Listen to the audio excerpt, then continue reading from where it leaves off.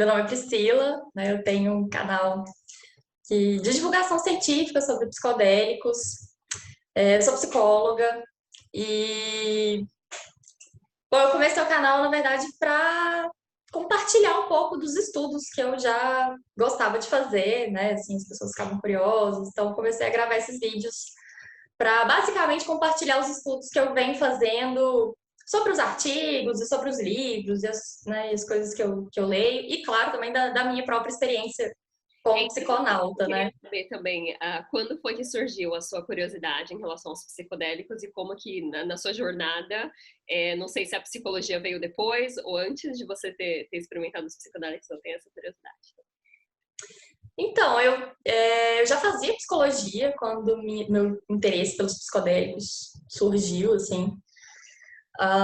Eu fui percebendo que fui em alguns trabalhos de ayahuasca, tive alguns usos, assim, que foram em contextos, né, que o pessoal chama de recreativo, assim, mas eu percebi já de cara o potencial daquilo, assim, para me trabalhar, né, para acessar algumas coisas.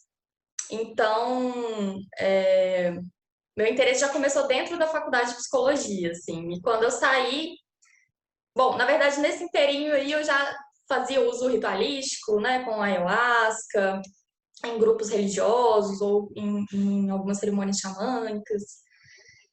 E aí, depois, já de formada, assim, eu comecei a cultivar cogumelo para fazer experiências em outros contextos, assim, né? Sem ser exatamente num contexto religioso, num contexto do meu ritual, assim. E aí, enfim, já tenho que, nossa, não sei, uns 3, 4 anos. E eu sempre fui fazendo essas experimentações, mas também sempre buscando estudar muito, né? Assim, saber o que que eu estava fazendo, me preparar bem. Eu sempre levei isso muito a sério. Então, foi mais ou menos isso. E aí, em algum momento, é isso, eu resolvi fazer o canal, porque as pessoas começavam já a me perguntar muitas coisas, assim, sabiam que eu levava isso muito a sério, sabiam que eu estudava. Eu falei, vou ver aqui uma forma de compartilhar essas coisas, né? Que seja aí mais simples, também mais consistente, né? Me surgiu uma outra pergunta aqui, Priscila. Para as pessoas que. Eu sei que hoje, atualmente no Brasil, acho que é difícil achar algum psicólogo que trabalha com isso, não sei se é fácil, né? Pelo menos aqui nos Estados Unidos é muito difícil ter acesso. E o que eu vejo é que a comunidade de pessoas utilizando psicodélicos é enorme. E qual seria a substância que você indicaria para as pessoas que resolvem fazer sozinho, igual eu, as trips que eu já tive aqui, a maior parte delas eu fiz sozinha. Qual seria a substância que você acha que seria mais recomendada? Não quero que você recomende que você seja responsável por isso, mas falando da sua jornada própria, qual você acha que seria Uhum. mais interessante?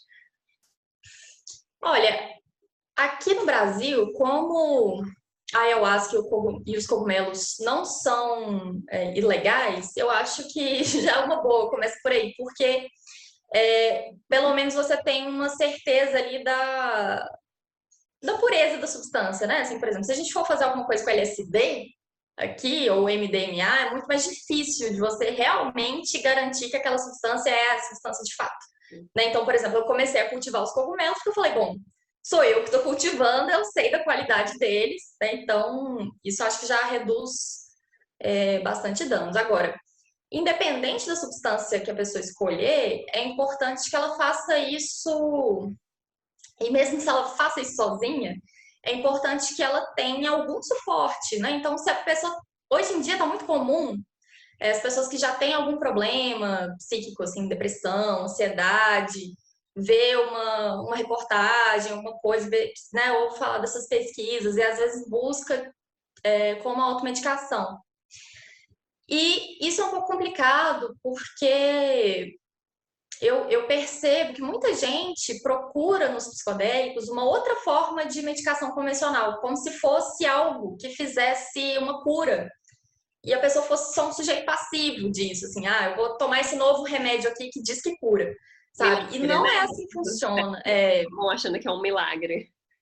E não é assim que funciona. Então, minimamente, a pessoa tem que ter ali um suporte psicológico, né? Conversar sobre isso na terapia, fazer a integração disso na terapia, ter alguém perto, né? Não fazer isso sozinho.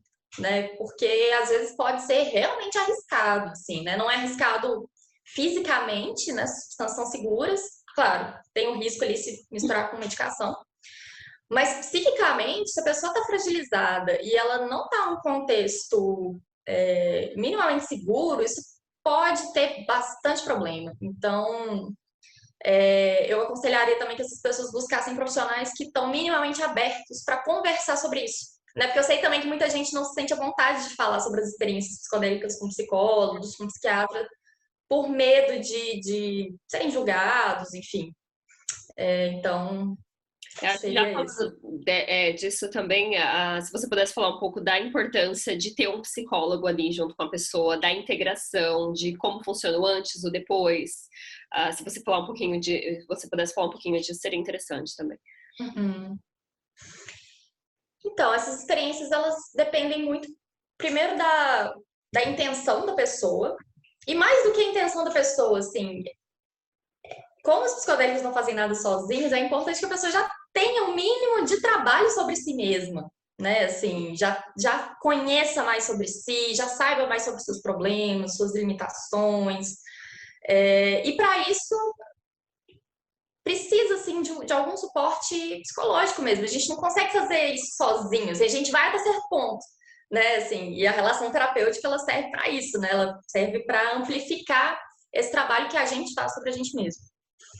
E a integração, ela como você falou, assim, uma das partes mais importantes da experiência toda, porque é na integração que você vai trabalhar os insights que você teve, ou as questões que vieram à tona, às vezes pode vir memória, pode vir alguma coisa traumática à tona. Então, você precisa de um tempo para digerir aquilo, para poder trabalhar aquilo, para poder colocar os aprendizados no dia a dia. É isso que faz diferença, né? Essa atitude ativa da pessoa que pode levar a alguma mudança. Os psicodélicos, eles eles abrem uma janela terapêutica, né? Assim, eles aumentam ali a entropia do cérebro, propiciam novas conexões cerebrais, tem aquele famoso termo, né, do reset do cérebro, que é justamente uma quebra ali de uma cristalização, né, de conexões e tal. Então, ela abre essa possibilidade da pessoa se trabalhar, mas é isso, ela abre, né? Se a pessoa vai se trabalhar ou não, é com a pessoa, né? E com todo o suporte que ela tem ali. É porque eu vejo da minha experiência mesmo que antes, quando eu comecei a experimentar psicodélicos, eu tinha uma resistência eu tinha uma tolerância muito alta e eu podia tomar bastante. Mas com o passar do tempo eu vi que quanto mais meditação, quanto mais trabalho eu faço em mim mesmo, quanto mais eu leio, menos eu preciso. Mais eu consigo trazer tudo daquela trip para minha vida e consigo aplicar no meu dia a dia. E eu vejo que até a ayahuasca agora que eu tomo também, se eu não faço a dieta certa, se eu não tô fazendo as coisas normais do dia a dia, sabe, comer bem, dormir bem, meditar todo dia, se eu não fizer os básicos, a substância não vai fazer um milagre. E eu vejo que é o que acontece porque eu vejo que muita gente acha que os psicodélicos vão fazer um milagre, né? Eu tomo isso, vai moderar, ou então às vezes as pessoas falam, eu tomei, mas não me ajudou. E aí é aquele negócio, eu acho que principalmente hoje em dia a sociedade, as pessoas procuram muito a pílula mágica, né? Eles querem tudo rápido, fast food, e é tudo. Então eles querem aquela pílula mágica que vai ajudar tudo e às vezes eles tiram a responsabilidade própria, que é de eu tenho que trabalhar em mim mesma, eu tenho que ler. Por isso que eu falo que tem que ser feita muita pesquisa, né? E eu nunca fiz com psicólogo, mas eu acredito que seja muito importante ter alguém ali com você, porque as coisas que vêm para a superfície são coisas que elas estão lá embaixo e existe uma razão pela qual elas estão ali. E o psicodélico traz para a gente trabalhar, e se a gente não está preparado, igual eu falei da minha trip com o cogumelo, gera um trauma, né, dentro de mim. E aí outra pergunta que eu tenho é... Muitas pessoas me perguntam, eu vou perguntar isso para você, eu não sei responder. Todo mundo fala, cogumelos ajudam com déficit de atenção? E eu tenho déficit de atenção também, então eu uso microdose, só que o meu approach com o déficit de atenção, eu não vejo como uma coisa ruim. Eu vejo como uma coisa, meu cérebro é ágil, eu tenho capacidade de ver várias coisas ao mesmo tempo. Se eu tô fazendo algo que eu gosto, eu me perco naquilo. Então, são características que eu não vejo como uma síndrome. Mas muitas pessoas, todo vídeo, alguém lá me pergunta, você sabe se cogumelos são bons para déficit de atenção? E todo mundo me pergunta. Eu queria saber se você tem algum histórico sobre isso, ou se a sua própria opinião? Não sei dizer, assim, realmente a gente teria que ver as pesquisas. Eu nem sei se tem pesquisas mesmo feitas nesse sentido. Mas isso é realmente muito mais complexo, porque é igual você falou, assim, qual que é também o recorte que é social e cultural, né? Assim, de perceber o que é déficit de atenção, né? Assim, pode ser uma síndrome ou pode não ser, assim, vai causar sofrimento ou não, principalmente dependendo do contexto que a pessoa tá, né? Assim, se é exigido que ela fique lá, por exemplo, criança, né? Assim, se é exigido que uma criança fique sentada horas, né, numa aula expositiva e que ela precisa ficar quietinha prestando atenção, e a criança é mais expansiva, né? Enfim, gosta de conversar, interagir, né? Às vezes a pessoa pode ser enquadrada ali no déficit de atenção, mas não sei se talvez em outro ambiente, num outro tipo de metodologia de ensino, aquilo ali seria exatamente um problema. Então é muito delicado, né? Porque realmente às vezes causa muito sofrimento, às vezes não, mas depende muito mais de fatores do que de fatores individuais, né? Depende de fatores ali também sociais, culturais. É complexo. Então, assim, eu não sei responder essa Eu pergunta. adorei a sua resposta, porque eu acho que realmente é uma falha no sistema educacional de que as crianças têm que ficar ali igual um robozinho sentada e tem que assistir tudo e tem que. Porque aqui o que acontece é que aqui nos Estados Unidos eu vejo muito, eu não sei se aí no Brasil é comum, que os pais dão Adderall e Ritalina para as crianças desde muito cedo, porque todos os alunos na escola já estão na sala.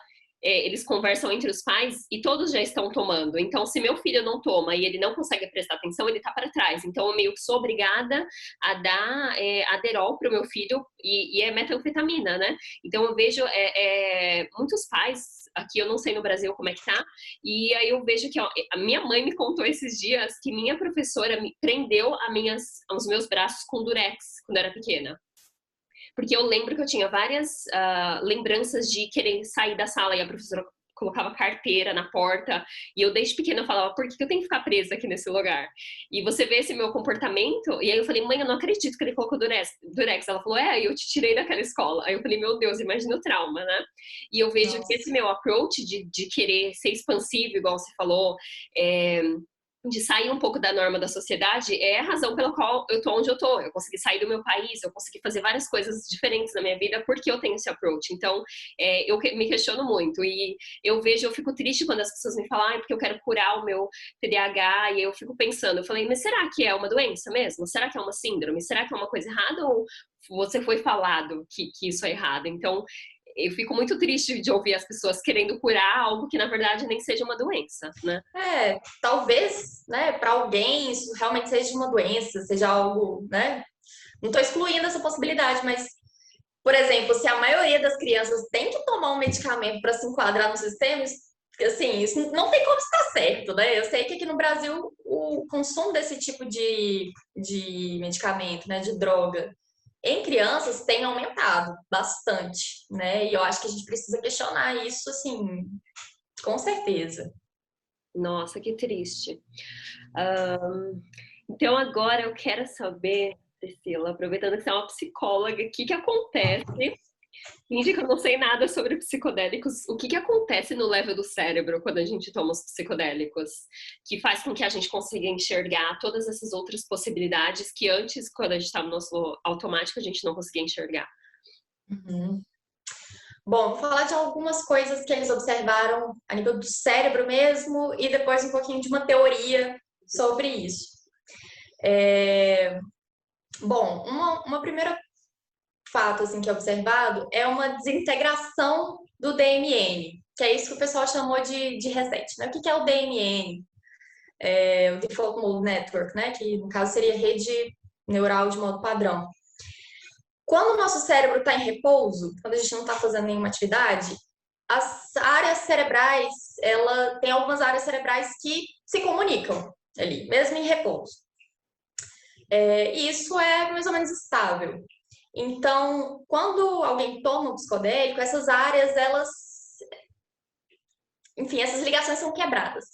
E aí, quando essas ligações são quebradas, existe um aumento de possibilidades novas de outras conexões. Então, o cérebro ele consegue fazer conexões entre áreas cerebrais que antes não se conectavam.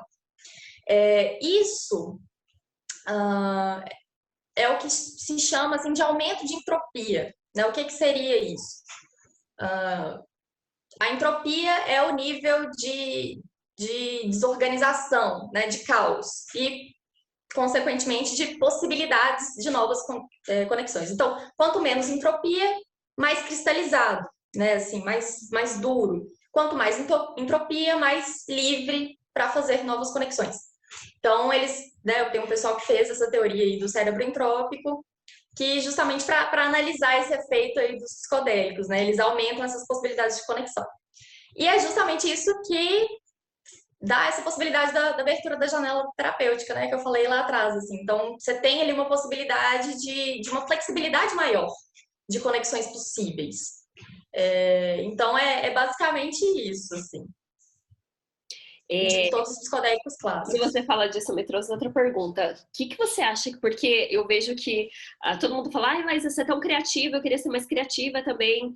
Aí eles perguntam, os psicodélicos ajudam a criatividade? E aí, conforme você foi falando, é basicamente isso. A gente é aquele... Eu tenho a minha personalidade, a minha persona, que é aquela mesma pessoa que eu fui todos os anos, e aí, de repente, eu tomo um psicodélico, e é como se...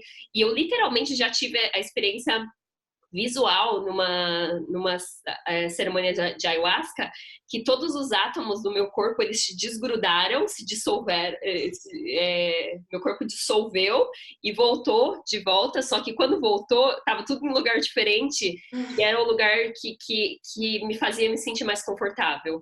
E eu queria saber em relação à criatividade, como é que os psicodélicos ajudam ou não ajudam a criatividade?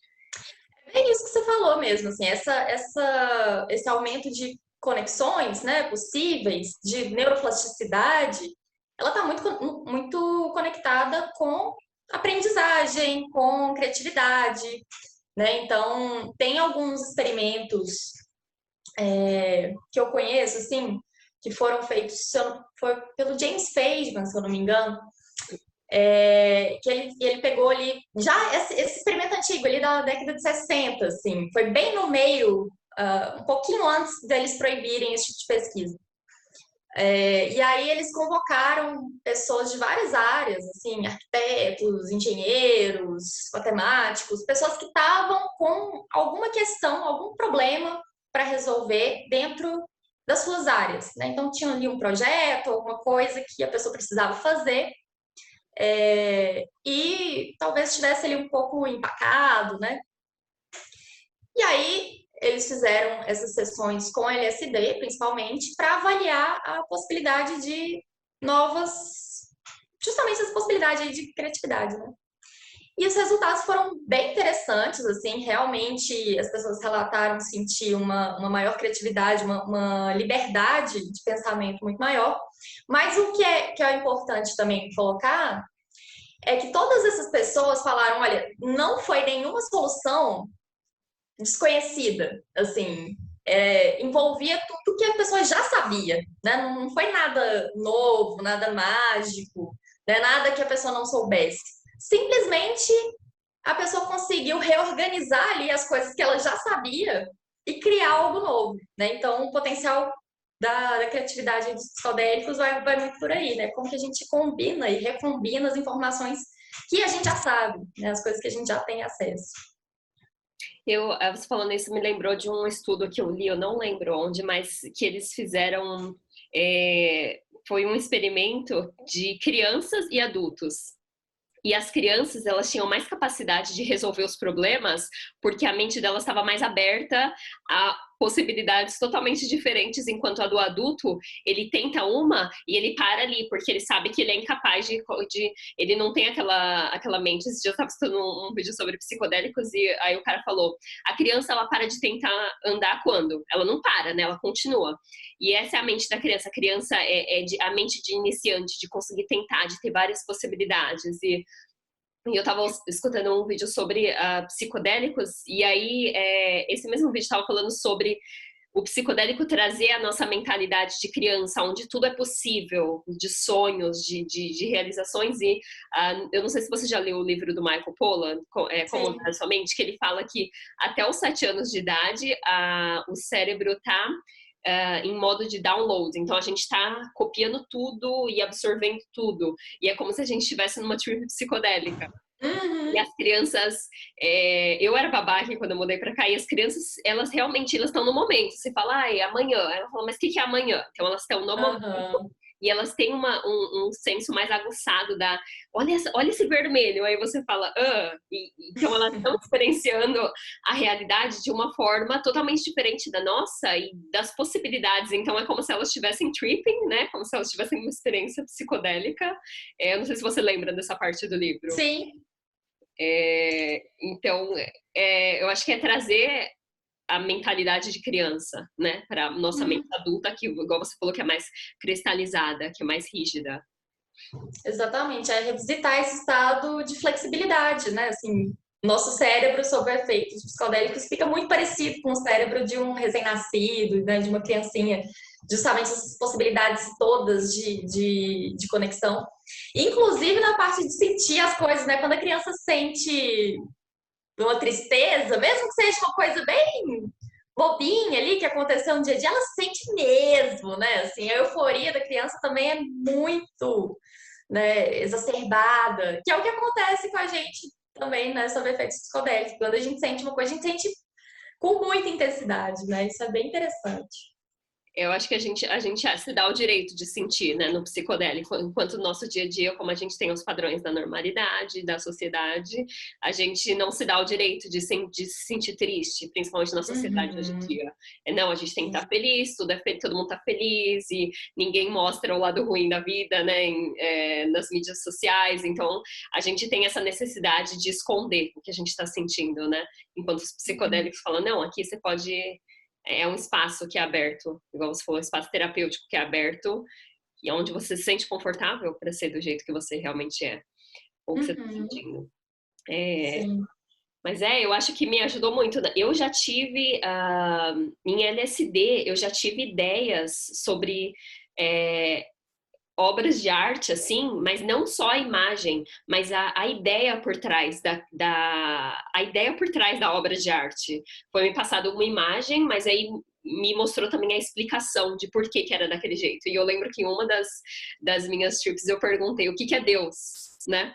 E aí a substância, eu acho que foi LSD, meio que começou a dar risada e mostrou uma imagem de um cara, sabe aquelas canetas bem antigas que molha na tinta?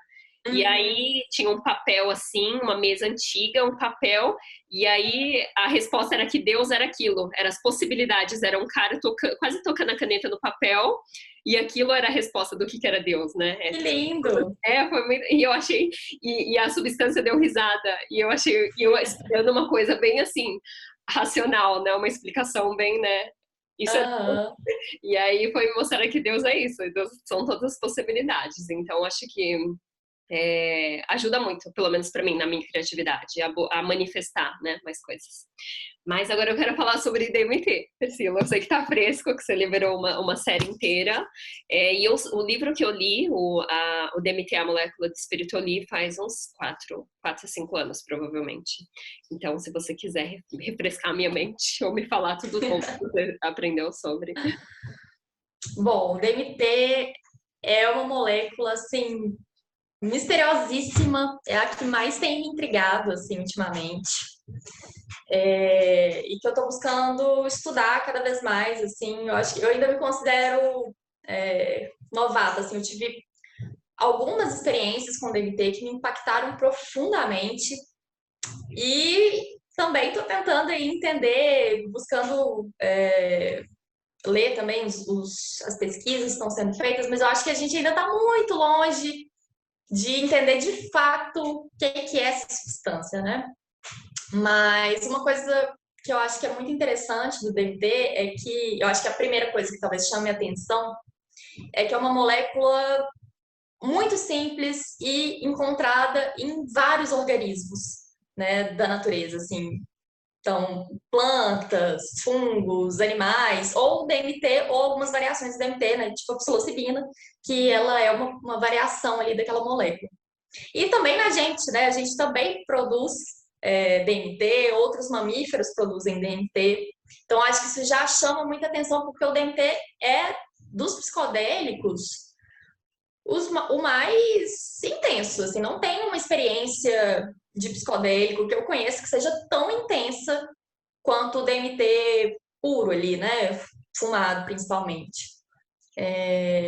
Então, já chama atenção essa abundância do DMT na natureza, né? Por que será que ela está aí em todos os lugares? Por que uma substância que mexe tão profundamente com a consciência está em tantos lugares, né? Então, isso já é um primeiro mistério interessante, assim. E o Rick Strassman, né, nesse livro da molécula do espírito, ele tem aquela hipótese, né, muito famosa de que a gente produz o DMT na hora do nascimento e da morte e tal, que é uma hipótese muito interessante, mas que ainda é uma hipótese, né, assim, primeiro que é muito difícil a gente pesquisar ali o início do, né, assim, do nascimento e da morte, né, você pesquisar o cérebro. Eles têm feito alguns experimentos em outros mamíferos, né, em ratos principalmente, mas tem uma outra hipótese assim, que questiona, né, essa hipótese do Strassman, que é que sim, a gente produz DMT, mas talvez precisasse de uma produção muito grande para produzir algum efeito realmente de alteração de consciência. Que normalmente a gente não tem, né? Agora, será que durante uma meditação a gente produz mais? Será que realmente no início, no nascimento, na morte, a gente produz mais? E uma outra coisa interessante também é que a gente produz DMT não apenas na glândula pineal. Existem outros, né? E aí, pelo menos no estudo de rato, né? Eles viram a produção de DMT nos pulmões, né, em outros tecidos. Então, levanta mais perguntas, né? Será que uma produção de DMT em várias partes do corpo possam desencadear uma experiência mais intensa? Então, assim, por enquanto a gente tem basicamente pergunta, né? A gente ainda não conseguiu chegar em uma resposta. Ai, que curiosidade. Porque pelo que eu sei, tem muitas plantas que contêm DMT e também seres humanos, né? Uhum. E é engraçado que a definição de droga é nada que é produzido pelo corpo humano, né? A definição de droga do dicionário. Eu não sei se foi algum livro que eu li isso, mas se for ver, a gente tem DMT no nosso corpo, né? Então... Sim. Sim.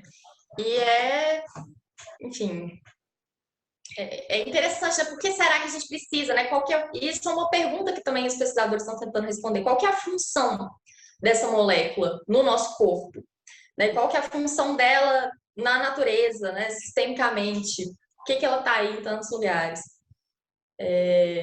Mas, enfim, eu lembro perguntas. no final do livro, eu não sei se essa foi a minha interpretação ou se foi o que ele realmente falou, do Rick Strassman. Ele falou que isso quebrou minha cabeça, me virou do avesso quando eu li esse livro. Faz muito tempo que eu li, mas eu falei, meu Deus do céu, como é que eu vou viver com essa informação? Ele falou que o nosso corpo, ele produz a quantidade de DMT suficiente para a gente estar nessa realidade que a gente está. E aí, quando a gente dorme, a gente produz para o próximo dia. E aí, todo dia a gente dorme, que é quando a gente No sono é quando a gente está juntando a nossa quantidade, o corpo está produzindo a quantidade de DMT que é para a gente estar no nosso próximo dia. E a gente está tudo compartilhando essa realidade coletiva que a gente está, porque o nosso corpo produz DMT. E é por isso que é produzido no nascimento e na morte, e por isso que quando a gente ingere ou quando fuma, né, a gente vai para outras realidades, porque a quantidade de DMT que o nosso corpo produz é para estar nessa realidade que a gente está. Isso quebrou minha cabeça, e eu não sei se foi minha interpretação ou se foi o que eu queria dizer mesmo. Não sei também. Talvez também faça parte de uma hipótese, né? Mas realmente. E aí eu acho que é uma coisa também que o DMT vem trazendo, mas eu acho que isso, a tendência é isso ficar mais forte nos próximos anos. O DMT, eu acho que ele é uma chave extremamente importante para a gente entender mais sobre a consciência. Porque hoje em dia a pergunta de $1 bilhão assim, da neurociência é onde que a consciência é produzida, né? Assim, porque existia assim uma certa ideia de que a consciência era produzida pelo cérebro. Mas essa ideia vem sendo refutada por vários fenômenos que acontecem, assim, né? Desde experiências de quase morte, outras experiências, assim, né? Que são um pouco raras, mas que desmontam um pouco essa ideia, né? Que a pessoa sai do corpo, projeção psíquica. E o DMT, ele traz muito essa questão, né? Porque realmente a gente, na experiência com DMT, às vezes é muito comum, por exemplo, e eu vou fazer um vídeo sobre isso, que foi, na verdade, uma pesquisa com pessoas que usam DMT, que é muito comum, assim, contato com seres, ou com uma realidade paralela, a pessoa sente que sai do corpo. E aí, assim, não estou afirmando nada, mas é muito estranho que muitas pessoas tenham esse tipo de experiência. Mas o que acontece? Né? Será que a gente consegue entender um pouco mais desse tipo de fenômeno, por exemplo, o fenômeno de experiência de quase morte, a partir das experiências de DMT? Né? E já tem um estudo muito interessante que compara um pouco, né? Eles fizeram um estudo por placebo e tal, com DMT, e fizeram alguns questionários, assim, então, questionários que são usados já para avaliar experiências de quase morte, né, questionários validados cientificamente e tudo mais, eles aplicaram esses mesmos questionários para pessoas com experiências com DMT. E as semelhanças são incríveis, né, então, é uma coisa que chama muita atenção, exige mais estudo. E é isso, eu acho que o DMT ele é uma chave muito importante para a gente, né? Para as neurociências, para psicologia, enfim, para a gente começar a entender um pouco mais da natureza da consciência, né? O que é isso? Quais os espectros aí que a gente consegue navegar, né? Os espectros de consciência que a gente consegue navegar. Então, eu acho que o DMT é uma chave muito importante aí para a ciência, né, nos próximos anos.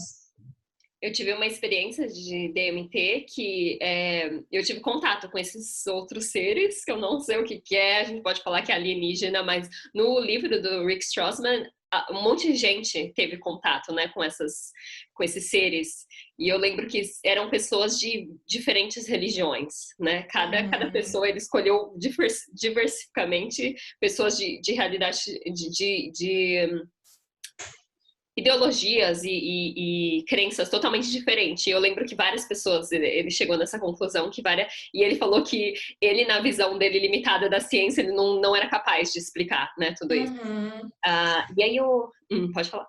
Não, eu queria falar que eu também já tive, assim, e foi há muitos anos atrás, uma época que eu ainda era muito mais cética, assim. E eu tive essa experiência, eu falei, o que é isso? Assim, eu demorei alguns anos para integrar. Na verdade, não sei nem se eu consegui integrar até hoje. Entender exatamente o que aconteceu, assim. Mas eu tive, foi muito, assim, foi muito esquisito. Você pode foi a experiência psicodélica mais esquisita que eu já tive, assim. Foi. A minha também. Desafiou meu ceticismo, viu? Desafiou. E para mim, que eu já sou da espiritualidade, já tô acostumada com coisas que não são comprovadas pela ciência. Aí eu experimentei, eu volto da trip e meu amigo fala, como é que foi? Aí eu falo, como é que eu boto isso em palavras, né? Eu lembro que era como se, eu não sei se era alienígena, eu não sei falar o que era, mas eu lembro que era como se eu estivesse numa cidade fantasma, onde tudo tinha sido destruído, E meu corpo estava lá naquele lugar, e esses seres estavam vasculhando o meu corpo, procurando por consciência. Eles não estavam procurando por algo valioso, mas o valioso para eles era consciência, o quanto consciente eu era. E aí eu vi o quanto inconsciente eu sou e o quanto todos esses seres, eles estão aqui, só que como a gente está num canal diferente, a gente não consegue enxergar eles. Mas eles e eu lembro que eu voltei, eu falei, eles estão aqui, né? Eu voltei da trip e eu falei, eles estão aqui, eles sempre estiveram aqui. E aí eu vi que eles estavam procurando algo de valor, e o valor deles era a consciência, né? O quão consciente que eu era de mim mesma. E eles estavam só vasculhando, e uma sensação totalmente diferente, não, esquisita, igual você falou, não sei colocar em palavras. E é interessante que é como se a gente tivesse... Porque eu acho que quando você falou que o DMT é uma chave, e realmente é como se a gente estivesse num canal ali, totalmente diferente desses outros canais. E quando a gente consome DMT ou fuma, a gente vai para outros canais. E tem vários canais, números infinitos de canais. Que a gente tem acesso se a gente tem... Eu sei que tem semente, a semente do iopo, não sei se é uma planta, se é uma flor. É uma sementinha.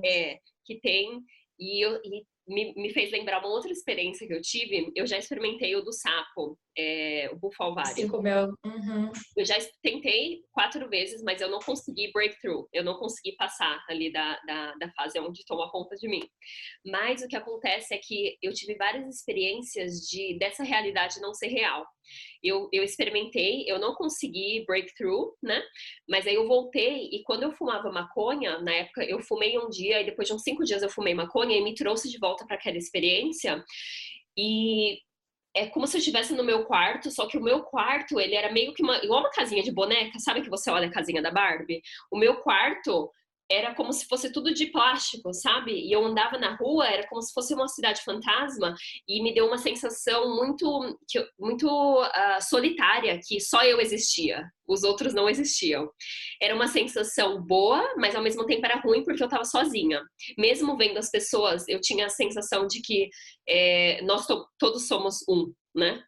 E o DMT me trouxe essa sensação, e aí eu lembro que vinha aqueles glimpses de meu quarto tá aqui, mas a parede do meu quarto, depois da parede do meu quarto, nada mais existe. Essa realidade, ela só existe porque eu tô aqui para vivenciar.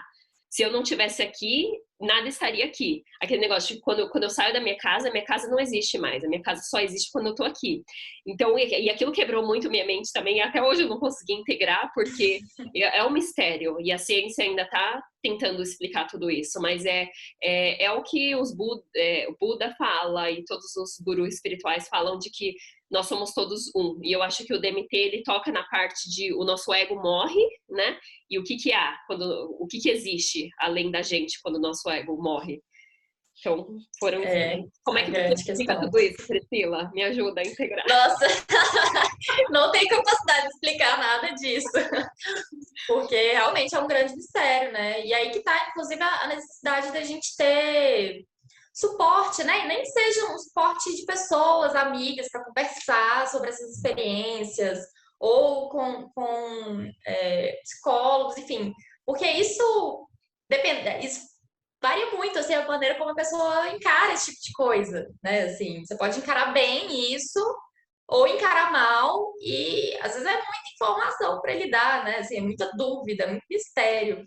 Então, é importante a gente ter um cuidado nisso, né? Assim, até também, e eu acho que é um desafio também nosso, assim, científico, e da área da psicologia, de começar a produzir coisas sobre isso, né? Porque a gente também precisa de um conhecimento mais sistematizado para dar conta desse tipo de experiência, né? Porque não tem como a gente achar as respostas sozinhos, né? Oi? Então, eu acho que como não é regulamentado, não dá para quantificar e criar um padrão, né? De Também. Mas é porque é uma área muito misteriosa, assim, eu acho que vai exigir muitos anos aí de pensamentos, experiências, até a gente conseguir desvendar um pouquinho mais desse mistério, né? Você lê algo sobre a diferença do DMT normal e do 5-MeO? Eu tô falando em inglês já. É, Eu tô falando, né? é Do bufalvaris. 5 mel DMT, É aham. porque eu sei que o 5-MeO, ele mata o ego 100%, enquanto o DMT normal, você ainda fica ali, principalmente na cerimônia de ayahuasca, o seu ego vai e volta, então fica oscilando. Enquanto o 5-MeO, ele mata 100% e você experiencia o todo, né? O Deus, Uhum. tudo que existe aqui, você é parte do todo. Eu não tenho experiência com 5 mel ainda. Só ouvi relatos, né? E é bem isso, assim, é uma coisa muito mais brusca, né? Do que o DMT, mesmo o DMT fumado. Mas eu não conheço pesquisas, assim, sobre o 5 mel DMT e sobre essa comparação. Eu acho também, talvez até exista e eu que não conheço, mas, assim, a impressão que eu tenho é que a gente ainda está muito no começo. Inclusive para poder comparar, né, essas substâncias, qual que é a diferença entre elas. Não sei se existe algum conhecimento sólido sobre isso. Entendi. Agora, eu tenho outra pergunta, você falando da psicologia, a gente falando da ciência.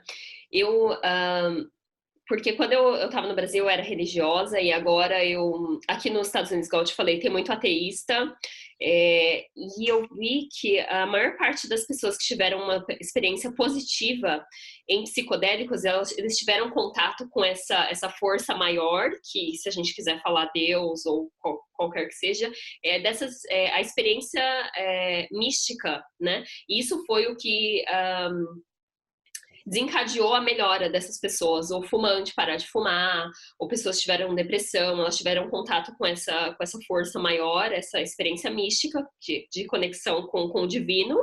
E eu queria saber, como você é psicóloga, eu sei que você tem um lado do misticismo também, como é que a ciência, não sei aí no Brasil, como é que a ciência está conseguindo explicar essas experiências místicas e religiosas dos psicodélicos? Hum. Então, a experiência mística, ela é basicamente uma experiência de transcendência do ego, né? Então, assim, com o que a pessoa entra em contato, não dá pra gente dizer, mas, assim, de fato é uma transcendência do ego, é uma transcendência da consciência ordinária, né? Algumas áreas da psicologia, principalmente psicologia transpessoal, começam a tentar entender um pouco mais essa cartografia assim da psique, desses estados não ordinários de consciência, né? Estados holotrópicos de consciência. E assim, eu acho que o valor terapêutico, né, assim, mais do lado da psicologia, sobre isso, é que é muito forte você entender que você não é seu próprio ego, né? Assim, eu acho que é muito aquela ideia da meditação, assim, quando você começa a perceber que você não é seus pensamentos. Então, assim, isso possibilita minimamente você questionar algumas crenças que você tem sobre si mesmo, sobre o mundo. Né? Existe ali uma desidentificação nesses estados. Então, a experiência mística ela pode acontecer tanto com pessoas que já têm aí um background religioso, espiritual, quanto com pessoas que não têm. Agora, vai ser muito diferente também a maneira como essas pessoas vão integrar essa experiência, né? Alguém que já tem uma experiência de espiritualidade ou algumas crenças religiosas vão interpretar isso segundo também o conjunto de crenças que a pessoa tem, né? E enquanto que as pessoas que não, sei lá, por exemplo, uma pessoa ateia, uma pessoa muito materialista, ela pode desenvolver outras maneiras de integrar ou não integrar. Assim, eu já ouvi alguns relatos assim também de uma pessoa que teve uma experiência mística muito forte, mas aquilo não cabia na crença de mundo daquela pessoa. Então, ela resumiu aquilo foi uma alucinação, sabe? Assim, foi um efeito da substância.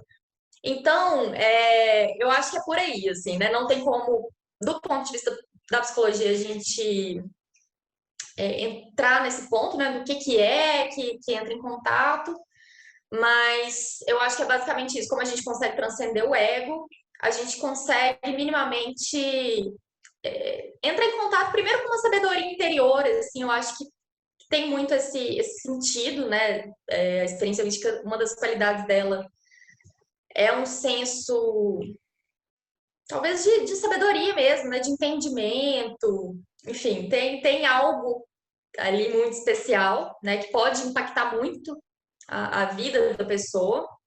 E possibilitar que ela questione também algumas crenças, né? Sobre ela mesma, sobre o mundo. Mas é isso, assim, eu acho também que, apesar dos estudos mostrarem que as experiências místicas são preditivas de melhora, é, vai variar demais a maneira como cada pessoa vai integrar isso, né? Eu acho que vai depender da estrutura mental de cada pessoa, das crenças. É, Vai. porque eu acho que no Brasil tem bastante gente que é religiosa, né? E eu não Uhum. sei como porque eu era religiosa também, e eu acho que os psicodélicos, eles, igual você falou, eu acabei tendo a minha própria crença que vem de dentro de mim mesma. Eu não tenho nada fora de mim que me fala como é que eu tenho que... E eu falo que eu não sou. Eu cresci na igreja católica, mas hoje em dia eu não vou para a igreja nem nada, mas eu tenho contato com o divino através dos psicodélicos. Então é uma coisa que me conecta e não necessariamente eu preciso ter uma etiqueta ali falando que ou é cristianismo, ou é judaísmo, ou então acho que os psicodélicos, igual a gente estava falando aqui das trips do cogumelo, o cogumelo ele trabalha ele mesmo ali dentro da pessoa e a pessoa acha as ferramentas para trabalhar dentro dela mesma sem a necessidade do psicólogo ou de alguém de fora, né? Então, os psicodélicos eu acho que mais importante do que qualquer outra ideologia que a gente vá criar, que a gente tem várias ideologias na nossa vida, né? Eu acho que os psicodélicos, eles ajudam a gente a tocar dentro da gente para achar as ferramentas que a gente já tem dentro da gente. Eu acho que isso Uhum. é muito importante. Sim, com certeza. E a maneira como isso vai ser trabalhado ou entendido culturalmente, né? Assim, que é a outra parte, né? Que é extremamente importante. Então, a gente acha realmente, a gente pode encontrar, né, essa força interna muito grande, essa fonte de sabedoria, né? Aí a gente pode usar um monte de nome, mas vai depender muito também de como que a pessoa enxerga isso, como que ela entende, como é que a cultura entende isso, né? Então, culturas tradicionais podem ver isso de uma maneira, a gente, né, que tem uma cultura mais egocêntrica, individualista, às vezes pode ir para um outro lado. Mas uma coisa que eu acho que é importante, que é de ser explorada, é esse contato com o todo, né? Assim, que eu acho que tem um potencial muito grande da gente começar a desenvolver um pensamento que seja realmente sistêmico, que realmente coloque a gente como parte da teia da vida, né? E não algo separado dela, assim. Eu acho que a espiritualidade, para mim, espiritualidade é muito isso, assim, você se perceber como parte do todo, entendendo que as suas ações não estão separadas de ninguém e de nenhuma outra espécie, assim, tá tudo junto e a gente tem que aprender a viver em simbiose, assim. Eu acho que, né, pelo menos para mim, é muito por aí. E se não tem essa visão, eu acho que pode até ficar meio empobrecido, sabe? Eu acho muito legal. Eu lembrei, eu vi que você falou bastante do Dennis McKenna e ele falou numa entrevista que ele teve com o Joe Rogan que ele estava falando que eu falei algumas vezes, eu nunca pensei nesse lado que você falou, mas ele fala que basicamente os cogumelos e essas plantas elas estão meio que possuindo a gente, tomando conta da gente, para que a gente funcione bem no todo. Porque quando eu faço uso de psicodélicos, eu melhoro como pessoa e isso faz com que eu consiga cuidar mais da natureza e cuidar mais dos meus arredores. Enquanto se eu fico ali na minha depressão ou presa na minha ansiedade, eu não estou tendo capacidade nem de cuidar de mim mesma. Então a simbiose mesmo. Quando eu penso, eu falo, as plantas estão possuindo os cogumelos, mas na verdade é trabalhar junto, é trabalhar em simbiose. Uhum. E a Sim, sim. Pequena falou bastante disso. E é importante ter esse lado ativo, né? Porque também eles não vão fazer isso sozinhos, né? Eu acho que eles aproximam a gente dessa realidade, né? Assim, que, na verdade, a separatividade que é uma ilusão, né? Eu acho que eles só desvendam isso, né? Essa percepção de que a gente está conectado. E aí é um trabalho nosso, né? Realmente a gente querer se melhorar, a gente entender esse ensinamento, né? Receber esse ensinamento que vem da gente, né? Assim, e que na minha concepção, pelo menos essas substâncias, elas só abrem esse conhecimento que está dentro da gente já. Mas aí é um trabalho que a gente tem que fazer, né? Eles não vão fazer isso pela gente. Porque eu acho que é importante, assim, acho que nenhuma mudança de visão de mundo vai acontecer só por a gente tomar essas substâncias, né? Nenhuma uma mudança interna também não vai acontecer só por essas substâncias, né? Assim, a gente está num lugar passivo. É importante a gente aprender e executar, né? Assim, que é que a gente aprendeu. Acho que foi a Madre Teresa que falou, uma ação, não, uma boa ação sem ação não é nada. Mas não, foi Exato. uma boa intenção. Sem Ah, ação não sim, é nada. E é aquilo com mesmo, certeza. porque eu acho que os psicodélicos eles providenciam muita informação pra gente e aquele negócio com mais potencial vem mais responsabilidade. Então você tá recebendo, é como se fosse um download de informação que você tá recebendo e como é que você tá botando aquilo no mundo, né? Como é que você tá ajudando o Uhum. mundo? Então não é só receber e não fazer nada. Você tem que agir, igual você falou, botar em prática. É... Aí agora vem minha última pergunta para você, Priscila. Como você acha que os psicodélicos podem ajudar a humanidade como um todo e até mesmo nesse assunto que a gente estava falando da teia, da gente pensar em... Porque eu sinto que os psicodélicos, eles matam um pouquinho do ego, né? Eu vejo que, pelo menos para mim, quando eu tô mais depressiva, é quando eu tô centrada só em mim, eu tô pensando só em mim, em mim, em mim. E aí, quando eu vou ajudar alguém, se eu tô num dia que eu tô estressada, eu vou ajudar alguém, eu me dou um pouco e eu me perco um pouco, eu não fico muito no meu ego. Então, como é que você Uhum. acha que os psicodélicos estão ajudando a humanidade como um todo e também no Brasil? Eu queria saber da situação no Brasil, como eu não estou aí, como é que isso está andando, se as pessoas, se os cientistas estão positivos, não só cientistas, mas como as outras pessoas como um todo também. Bom, eu acho que um primeiro ponto que os psicodélicos podem ajudar a gente é isso, assim, dessa descristalização, né? Eles podem propiciar um estado um pouco mais favorável para a gente questionar a gente mesmo, né? Se é a nossa intenção, né? Questionar como é que a gente é, como é que a gente vive, né? Como é que a gente se entende no mundo, eles podem facilitar isso um pouquinho, porque eles facilitam essa abertura, né? Essa flexibilidade, assim. Então, acho que já é um bom começo, porque é muito difícil, né? Quando as crenças estão muito cristalizadas, é muito difícil a gente sair, né, de um padrão mental. Então, eles podem ampliar isso, flexibilizar e a gente trabalhar em cima dessa flexibilização. Outro ponto, acho que é justamente perceber ou tornar um pouco mais claro que a gente vive num sistema e que nós somos parte desse sistema, né? Assim, que aí realmente é uma visão que embasa, né? Muito mais uma visão que é ecossistêmica, né? Assim, do que uma visão que a gente foi construindo ao longo de muitos séculos de que o ser humano é o topo da cadeia e a gente manda e desmanda no mundo, a gente faz o que quer com as outras espécies, com a natureza.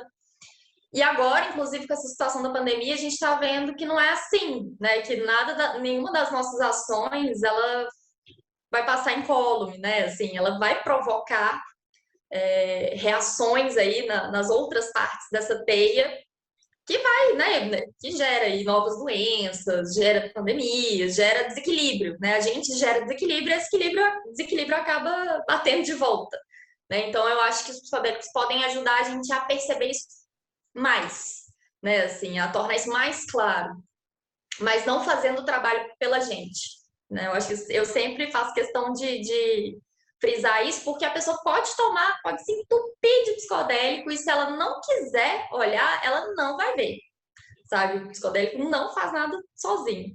Mas eu acho que é isso, acho que é questionar as nossas crenças, questionar a visão de mundo, né? Possibilita uma abertura um pouco maior.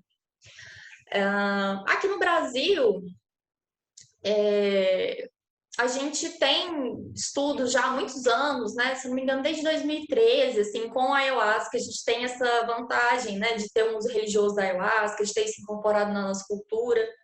Então, né, a ciência psicodélica brasileira tem muitas contribuições para o mundo. Atualmente está bem complicado porque a gente está com pouquíssimo investimento em pesquisa mesmo, em educação, né? A gente está vivendo um sucateamento dessas instituições, então está bem complicado. tem assim, está começando, não teve uma pesquisa, eu até participei como voluntária, pesquisa de MDMA para tratamento de estresse pós-traumático, feita, puxada aí pelo Eduardo Schember, e em parceria com a MAPS, né? Foi uma pesquisa, acho que agora, não sei se eles estão conseguindo financiamento para fazer uma outra, com psilocibina, mas está bem no início das pesquisas formais, né, sobre isso, assim. Então, a regulamentação desse tipo de trabalho aqui ainda não é uma realidade. Eu acho que ainda demora um pouco e vai variar demais aí, dependendo do quanto que o cenário vai estar favorável para isso. Eu percebo que as pessoas estão se abrindo, ainda tem muito preconceito, mas as pessoas estão se abrindo. E eu acho que se a gente tiver um cenário favorável, a gente pode construir muito conhecimento latino-americano mesmo, sabe? Assim, em outros formatos, que não seja apenas de uma clínica individual, né? Pensar isso para mais pessoas, pensar isso, como seria isso no SUS, pensar isso, como seria isso em grupo, né? Outras técnicas terapêuticas. Então, assim, é um universo que pode se abrir, mas vai depender muito principalmente aí da questão política, né? Questão de grana, né? De investimento nesse tipo de pesquisa. Então, basicamente isso. Mas eu acho que, igual você falou que os psicodélicos, eles ajudam a gente a trabalhar dentro da gente mesmo e achar as ferramentas, né? Então, acredito que o jeito que tá, eu acho que o approach do mundo é a gente do it yourself, né? A gente fazer a gente mesmo. Então, eu vejo que tem muita gente trabalhando nelas mesmas e procurando ferramentas, e acredito que os psicodélicos vão ajudar elas a achar, porque é muito difícil a gente esperar a política ou o governo disponibilizar essas coisas pra gente, mas eu fico feliz que eu vejo o canal igual o seu, o Gabriel Pedrosa, que eu entrevistei semana passada. É um trabalhinho de formiguinha que a gente está fazendo, é bem pouquinho, Sim. mas se você for ver com o passar do tempo, long run, vai chegar um momento que vai ser aqui.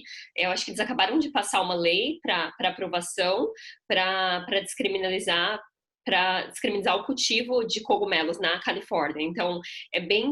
eles tentam, então, é um passinho de formiga. Em Denver, eu acho que foi em Washington, aqui. Então, tem vários... Tá começando bem aos pouquinhos. E eu vejo que não é o estado inteiro. Às vezes é uma cidade, em Oakland. Então, é um trabalhinho de formiguinha que a gente está fazendo, mas é um trabalho que eu acho que os psicodélicos estão disponíveis na natureza, né? Não tem nem como... Eu acho que uma razão pela qual eles não são comercializados é porque é impossível você vender, né? Não, ganhar dinheiro. Você patentear, Patentear, entendeu? Então, graças a Deus está disponível na natureza, assim como a ayahuasca também está disponível. Eu acho que o que está faltando mesmo é as pessoas terem mais informação, né? Em relação a isso, é ter mais acesso e contato. Mas fico muito feliz com o seu canal, me ajudou muito. Eu estou escutando todos os seus vídeos, muito legal. do trabalho. E é legal ver todo mundo trabalhando, né? Eu fico muito feliz de ver, mesmo que é passinho de formiga, a gente vai chegar lá, né? E eu vejo, com certeza vai ser legalizado aqui, né? Aí já é legalizado, então eu vejo que falta um empurrãozinho mesmo da sociedade de se abrir, mas, né? Como o Brasil, apesar de ser laico, é ainda um país religioso, né? Do cristianismo, então ainda tem aquela parte da religião que tem que ser deixada para trás e achar o poder dentro da gente mesmo, né? Então eu acho que falta um empurrãozinho na parte da informação e você já está contribuindo com isso e todas as pessoas, né?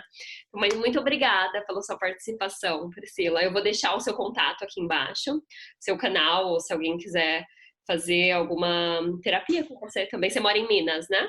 Sim. Mas eu atendo online, então só entrar em contato. Ai, que maravilhoso! Durante o Covid, então tá perfeito, né? Sim. Então tá, muito obrigada pela sua participação e pelo seu tempo, viu, Priscila? Eu que agradeço e agradecer também o trabalho que você está fazendo. Isso acho que é muito importante, todo mundo somar forças aí para a gente ir transformando aos pouquinhos essa cultura, né? Percepção geral. Muito obrigada.